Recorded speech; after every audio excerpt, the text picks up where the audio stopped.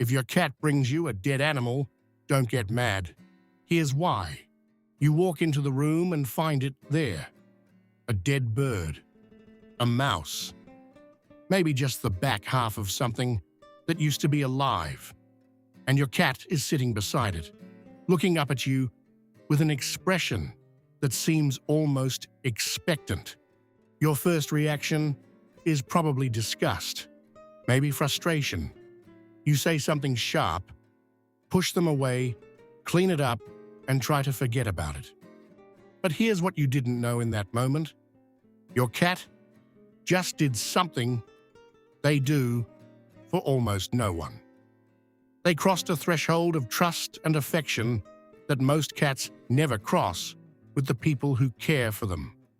And your reaction, however understandable, may have told them something you didn't mean to say. What your cat brings you isn't a mess. It's a message. And once you understand what that message is, you'll never look at this behavior the same way again. 1. It's a gift, and they chose you specifically. The first thing to understand is that your cat didn't bring this to just anyone. They brought it to you. Cats are selective hunters. They spend real energy tracking, stalking, and catching prey. The hunting sequence, locate, approach, stalk, pounce, catch, activates some of the deepest instincts in their brain. When it ends in a successful catch, that prey becomes something valuable, something their entire biological drive has been working toward. And then they bring it to you. In cat social dynamics, food sharing is one of the highest acts of generosity. Cats in feral colonies have been observed carrying prey back to specific group members, particularly those who are young, injured, or otherwise unable to hunt effectively. The prey isn't random. The recipient isn't random either. Food is shared with those who matter most within the group. When your cat drops something at your feet, they are performing that exact behavior.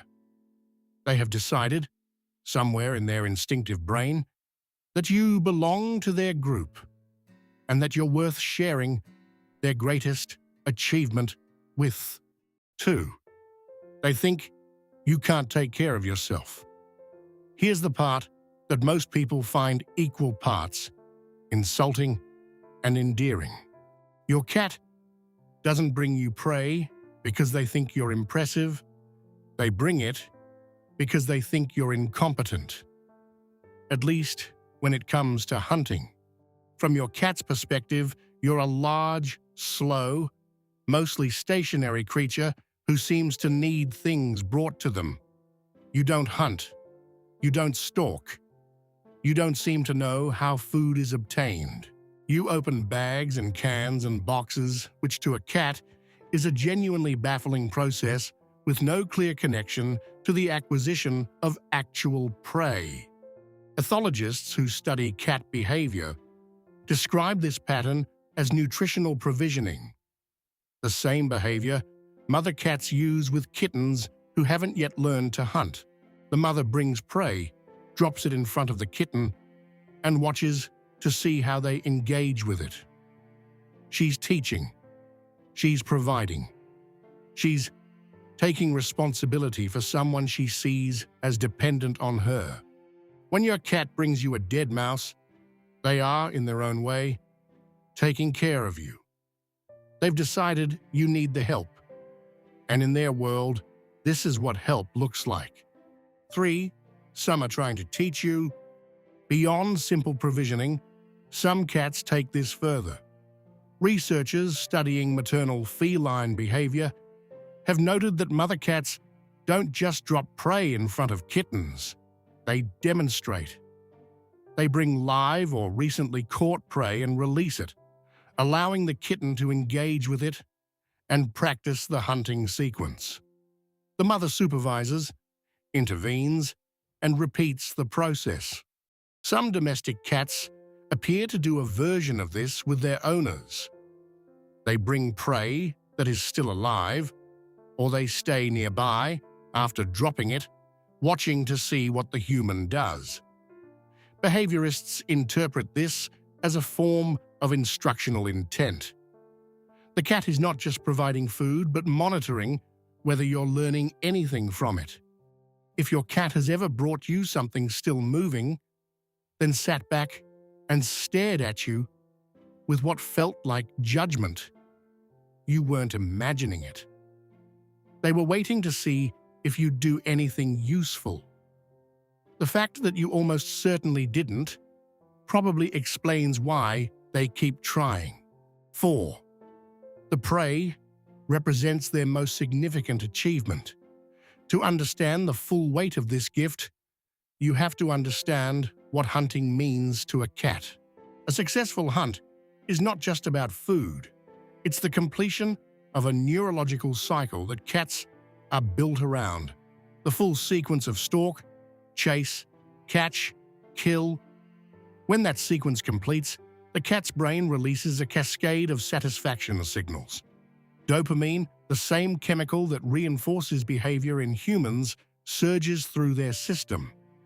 The hunt is not just what they do, it's what they are. And then they give that to you.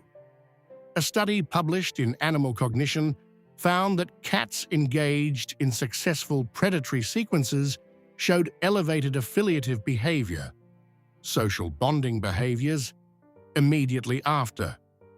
The satisfaction of the hunt was shared, not just kept.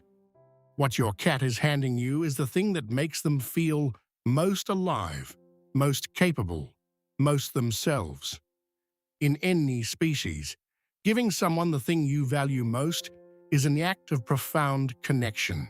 5. What it means when they stop. This is the part most people never think about, and it may be the most important. If your cat used to bring you things and has stopped, it doesn't necessarily mean they've lost the instinct.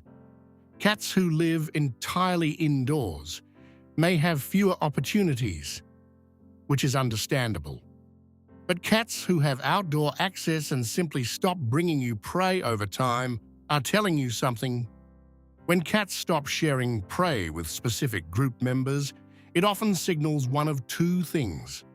Either they no longer see that person as part of their core group, or they've learned through repeated negative responses that the behavior isn't welcome.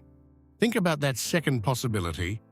If every time your cat brought you something, you responded with disgust, a sharp voice, or immediate rejection, your cat eventually received a clear message.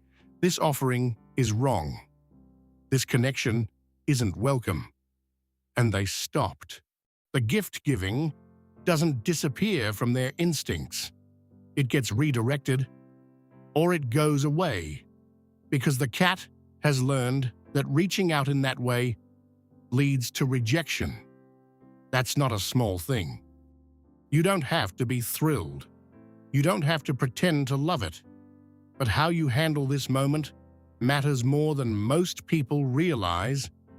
The worst responses are the ones that signal to your cat that the gesture itself was bad. Yelling, pushing them away, expressing strong disgust in their direction.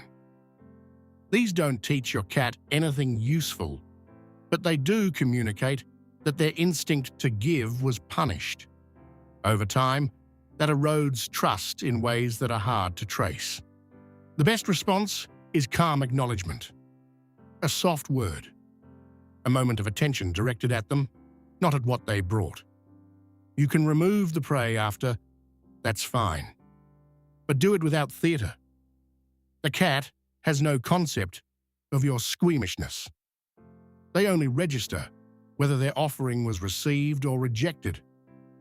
Some behaviorists recommend gently thanking the cat in a low, warm tone, then calmly removing the gift.